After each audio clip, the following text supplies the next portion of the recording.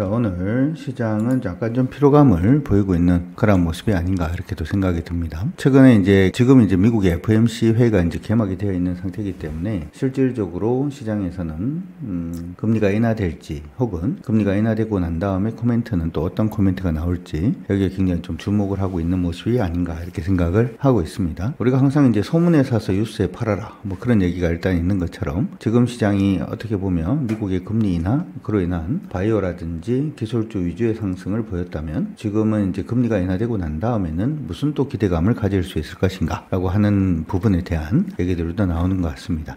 가장 좋은 거는 뭐냐 하면 이번에 금리를 인하하고 난 다음에 향후에도 지속적으로 금리를 인하할 가능성이 높다 이런 얘기가 나오면 시장이 굉장히 좀 긍정적인 요소가 되리라 생각이 드는데 이번에 8월 소매 판매가 나왔는데 예상보다 좀 강하게 나왔습니다. 전월 대비 0.6 일단 좀 나은 모습을 일단 보이면서 시장에서는 일단 트럼프 대통령이 계속 얘기를 했었던 빅컷에 대한 기대는 좀 감소가 되어 있는 그런 모습도 일단 보이고는 있습니다. 여기와 더불어서 지금 트럼프 대통령이 영국 국빈 방문 중이죠. 마이크로소프트, 구글 그리고 구글의 AI 투자, 반도체하고 의약품에 관세 때리겠다 이런 얘기까지도 나오면서 일반적으로 시장을 주도했던 종목군들은 또 오늘 좀 쉬어가는 그런 모습이 아닌가라고 생각이 듭니다. 주목을 할 것은 우리 2025년 9월 9일 부터 시작을 해서 얼마 안 남았습니다. 이때부터 2026년 6월 30일까지 중국인의 단체 관광객 무비자 입국을 한시적으로 허용하겠다라는 쪽에 시장이 조금 더 초점을 맞추고 있는 것이 아닌가 이렇게 생각이 드는데 국제회의 참가자 우대 심사대 기준 500명에서 300명으로 의료관광 우수유치기관 지정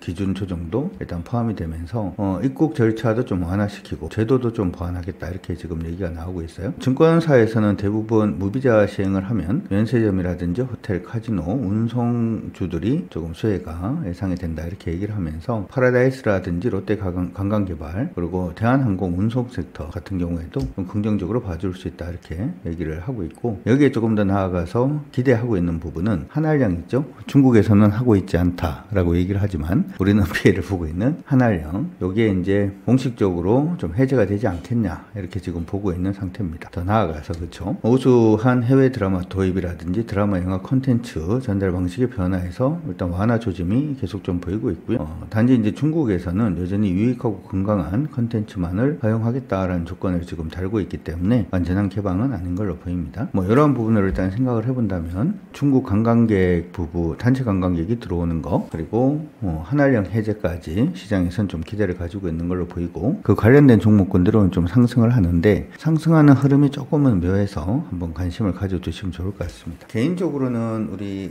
한국의 관광객들이 들어오는 부분이 이전에도 많았어요. 입국자 수가 지속적으로 증가를 하고 있는 그런 모습인데 이런 올해는 K-팝이라든지 하는 부분이 일단 생기면서 중국인들은 제가 명동에 나가보면 중국인들 많던데 중국인들이 많던데 일단은 중국인들이 많이 안 오게 되고 그럼에도 불구하고 K-팝이라든지 하는 부분이 좀 인기를 끌면서 비중국권의 관광객들이 많이 들어와요. 그냥 얘기를 좀 해드리면 2019년도 코로나 이전에는 외국인들이 한국에 한 1750만 명 정도 수준으로 입국을 했었거든요. 근데 코로나 시절인 2020년에서 2021년까지는 1750만 명에서 약 250만 명 그리고 2021년도에는 약 100만 명대로 떨어집니다. 그러니까 먹고 살기가 굉장히 좀 힘든 거지. 그러다가 2022년부터 시작을 해서 회복을 시작을 했고 2023년도는 회복하는 수준 자체가 굉장히 커졌습니다. 근데 이때도 사실은 중국인 관광객이 우리나라에 들어오는 경우는 그다지 많지는 않았고 그리고 지금 2024년도에는 1636만 명까지 늘었습니다. 2019년도 코로나 이전이 1750만 명 수준이다라는 점을 감안을 해보자면 2024년도에 1636만 명까지 늘었다라고 하는 건 대부분 회복이 되고 있다 이렇게 봐줄 수가 있을 것 같습니다. 2025년도 들어서는 4월까지 558만 명 정도 들어왔는데 요거는 2024년도 동기간 대비해서 보자면 6% 정도 증가한 수치고 2025년도 7월에 방한했던 외국인 관광객 수가 약 173만 명 정도가 됩니다. 근데 여기서는 한 23% 정도 증가하는 그런 모습이 일단 보이고 있죠. 요걸 우리가 볼 때 하나 생각을 해야 되는 게 우리가 이전 같은 경우에는 중국 단체 관광객이 그래도 굉장히 좀 많이 들어왔다면 중국 단체 관광객을 제외하고 지금 숫자가 이만큼 많이 증가했다라는 게 좀 의미가 있을 것 같습니다. 여전히 중국 부분은 중국인들은 굉장히 많은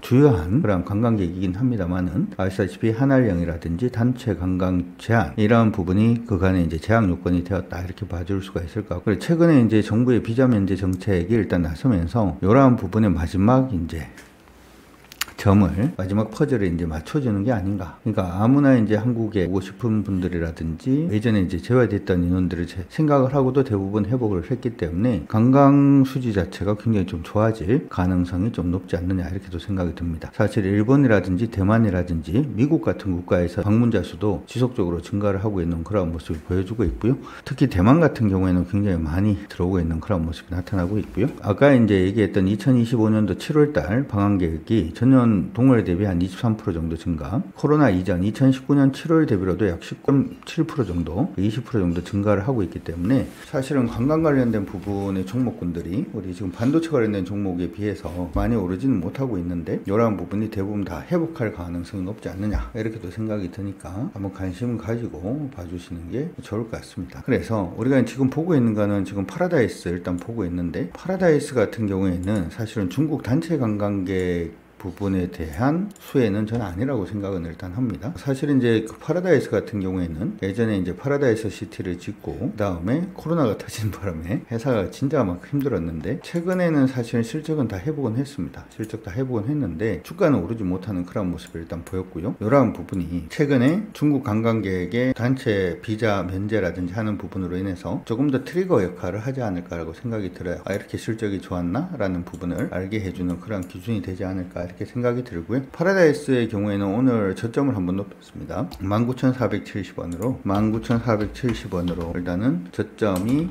일단 높아진 상태니까 이제 좀 중기적으로 장기적으로 대응하시는 분들은 그거 일단은 보시면서 대응을 해주시면 좋을 것 같습니다.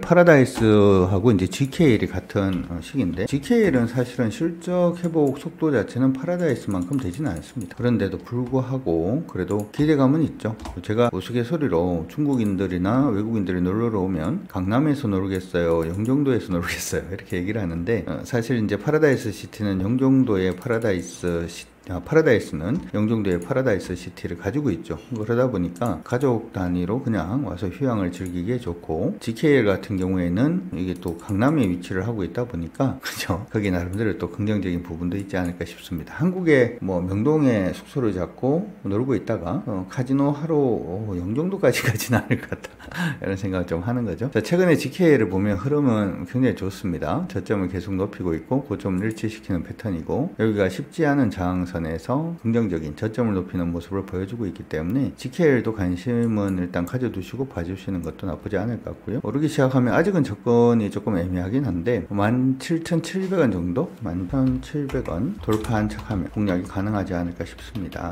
GKL도 그렇게 참고는 해두시기 바랍니다. 화장품 좋을까라고 하는 부분에 있어서 저는 약간 좀 중립이에요. 화장품은 기존에 우리가 그 아모레퍼시픽이라든지 하는 종목들 있잖아요. 아모레퍼시픽이라든지 하는 종목군들은 저는 좀 한계가 있다라고 생각을 해요. 예전처럼 우리나라 한국 화장품 뭐 이런 식으로 찾는 그런 문화가 이제 좀 많이 사라지지 않았나 이렇게 생각이 들어서 이전과는 조금 다르다 이렇게 생각은 일단 단지 이제 해외 단체 관광객이 많아지든 아니면 관광객 수가 많아지기 시작을 하면 면세점 매출은 증가할 수밖에 없습니다. 여러분들이 일본에 개인 여행을 가더라도 뭐 일본 개인 여행을 어디로 가느냐에 따라서 좀 다르긴 합니다만은 도쿄의 긴자라든지 하는 부분으로 간다면 당연히 그쪽 백화점에서 물건을 사고 면세를 받겠죠. 그러다 보니까 최근 들어서 신세계 백화점 같은 경우에도 주가 좀 많이 오르고 있는 상태입니다. 추세에 완전히 지금 벗어나 있는 그런 모습이 나타나고 있고 아직까지 흐름이 완벽하게 잡힌 건 아닌데 가격 기준으로 199,300원 199,300원 돌파를 하면 명실상부하게 상방으로 가는 그런 모습이 일단은 보여줄 수가 있거든요. 그때부터 시작해서 신세계도 한번 노려보시는 것도 나쁘지 않을 것 같고요. 요즘 판교에 잘 된다라고 하는